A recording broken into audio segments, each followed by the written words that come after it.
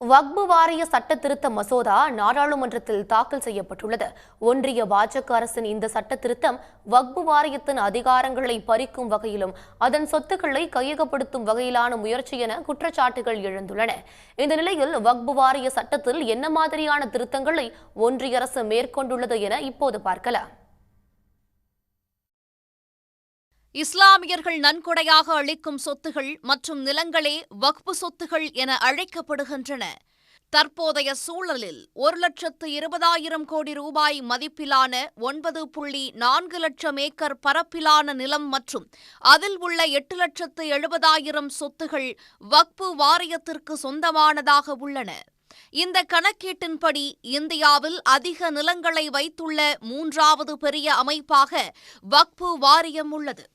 வக்பு சொத்துக்களை முறையாக நிர்வகிப்பதற்கான சட்டம் முதல் முறையாக 1923ஆம் ஆண்டு உருவாக்கப்பட்டு 2013ஆம் ஆண்டு கடைசியாக திருத்தப்பட்டது.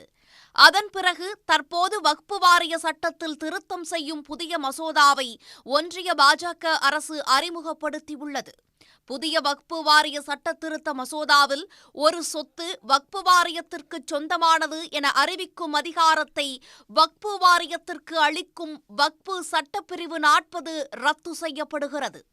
இஸ்லாமியர் அல்லாத ஒருவர் மசூதி போன்றவற்றிற்கு நன்கொடையாக அளிக்கும் சொத்துகள் வக்பு சொத்துகளாக கருதப்படாது என்றும் தெரிவிக்கப்பட்டுள்ளது. ஒரு குறிப்பிட்ட சொத்து வக்பு வாரியத்திற்கு சொந்தமானதா அல்லது அரசுக்கு சொந்தமானதா என்பதை முடிவு செய்கிற அதிகாரம் வக்பு தீர்ப்பாயத்திடம் இருந்த நிலையில் தற்போது மாவட்ட ஆட்சியருக்கு அந்த அதிகாரம் மாற்றப்படுகிறது. புதிய சட்ட திருத்தம் அமலுக்கு வருவதற்கு முன்போ அல்லது பின்போ அரசு சொத்துக்களை வக்பு வாரியம் எடுத்துக் கொண்டதாக புகார் எழுந்தால் அது பற்றி மாவட்ட ஆட்சியர் ஆய்வு செய்து மாநில அரசுக்கு அறிக்கை அளிக்க வேண்டுமென்றும் மசோதா அறிவுறுத்துகிறது. வக்பு வாரியத்தின் தலைமை செயலதிகாரியை மாநில அரசே நியமனம் செய்யும் என்றும் அவர் இஸ்லாமிய சமூகத்தை சேர்ந்தவராக இருக்க வேண்டிய அவசியமில்லை என்றும் புதிய மசோதா தெரிவிக்கிறது. மேலும் ஒன்றிய மற்றும் மாநில வக்பு வாரியங்களில் 2 இஸ்லாமிய பெண்கள் மற்றும் இஸ்லாமியர் அல்லாத 2 உறுப்பினர்களை நியமிக்க வேண்டுமென மசோதா கூறுகிறது.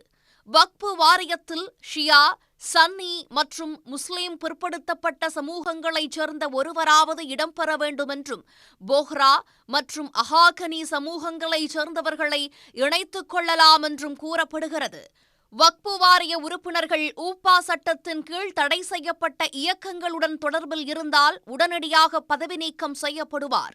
ஒன்றிய அரசின் சட்ட திருத்த மசோதாவுக்கு கடும் எதிர்ப்பு தெரிவித்துள்ள முஸ்லிம் தனிநபர் சட்ட வாரியம் வக்பு வாரியத்தின் சொத்துக்களை அரசோ அல்லது தனிநபர்களோ கையகப்படுத்த முயல்வதை ஏற்றுக்கொள்ள முடியாது என தெரிவித்துள்ளது.